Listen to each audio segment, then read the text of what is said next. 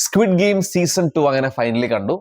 7 episodes ഉണ്ട്, 1 hour each. Season 1 പോലെ തന്നെ നമുക്ക് വെറുക്കാൻ ഒരു കൂട്ടരുണ്ടാവും, അതേപോലെ തന്നെ നമ്മൾ ഇഷ്ടപ്പെടുന്ന വേറൊരു കൂട്ടരുണ്ടാവും. പിന്നെ നമുക്ക് സങ്കടപ്പെടാനും ഒരു അവസരം തരുന്നുണ്ട്, അതേപോലെ തന്നെ സ്നേഹിക്കാനും വേറൊരു അവസരം തരുന്നുണ്ട്. ഒരു അത്ഭുതം തന്നെ കേട്ടോ.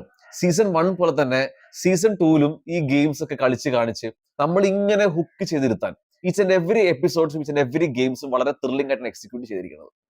ആകെ ഒരു ഗെയിം മാത്രമേ സെയിം ഉള്ളൂ, ബാക്കി എല്ലാം ഡിഫറെന്റ് ആണ്, പക്ഷെ എല്ലാം വളരെ അടിപൊളിയായിട്ട് അതിനെ ക്രിയേറ്റ് ചെയ്തിരിക്കുന്നത്. നമുക്ക് ആ എക്സ്പീരിയൻസ് നമുക്ക് ശരിക്കും ഫീൽ ചെയ്യും. 7 എപ്പിസോഡ്സ് ടൈം പോണത് പോലെ അറിയില്ല, അത്രയും എൻഗേജിങ് ആണ്, അത്രയും ക്രിസ്പ് ആയ സ്ക്രീൻ പ്ലേ ആൻഡ് ഡയറക്ഷൻ ആണ് ബൈ ഹോങ് ഡോങ് ഹ്യോക്.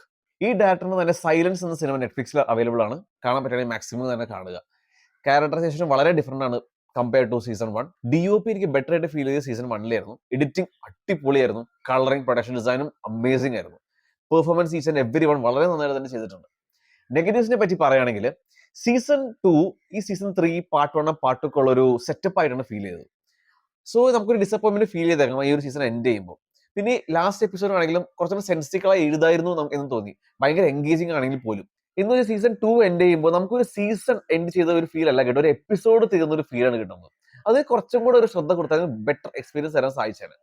ഓവറോൾ ഒരു ത്രില്ലിംഗ് ബിഞ്ച് വാച്ച് തന്നെയായിരുന്നു സ്ക്വിഡ് ഗെയിം സീസൺ 2.